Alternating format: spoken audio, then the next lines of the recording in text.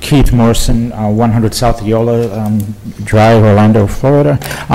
Thank you, Mayor Dyer, and my Commissioner Patty Sheehan, and Commissioners as a whole for allowing me to speak today. I do want to speak to and congratulate the city, finally moving into the city, been around it for many, many, many years, but on how it's blossomed.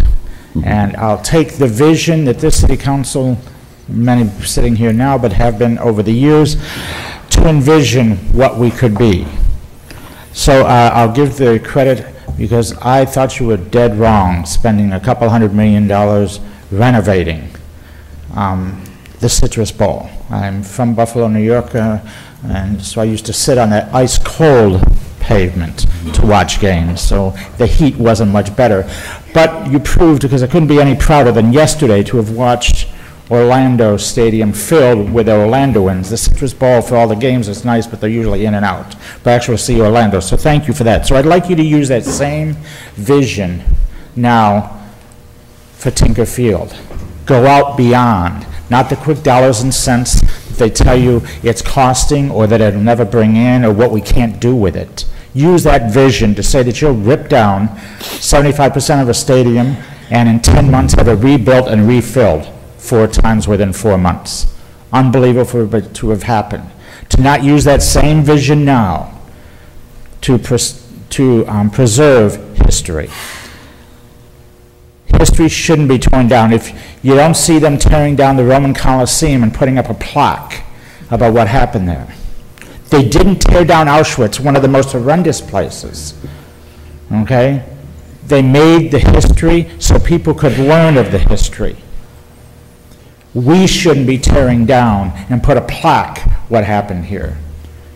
And yes, and I understand, Commissioner Hill, we need to do many things for that district. And you have done beautiful things since you've been in office, and I can't wait to see what becomes of that district with you there. But now I do believe we need to go out and beyond.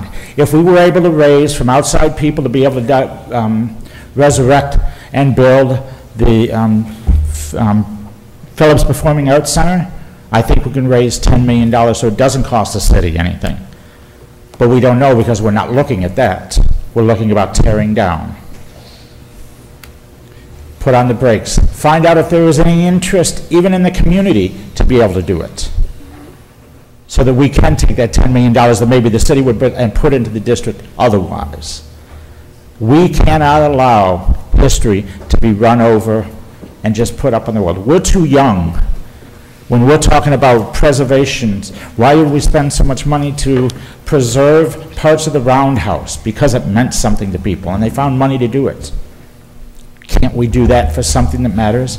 Because if we don't, quite honestly, if I was more cynical than I am, one would wonder how we could find $200 million to renovate the Citrus Bowl for all the people of Caucasian skin, but we can't find $10 million to do something for something historical in the African American community.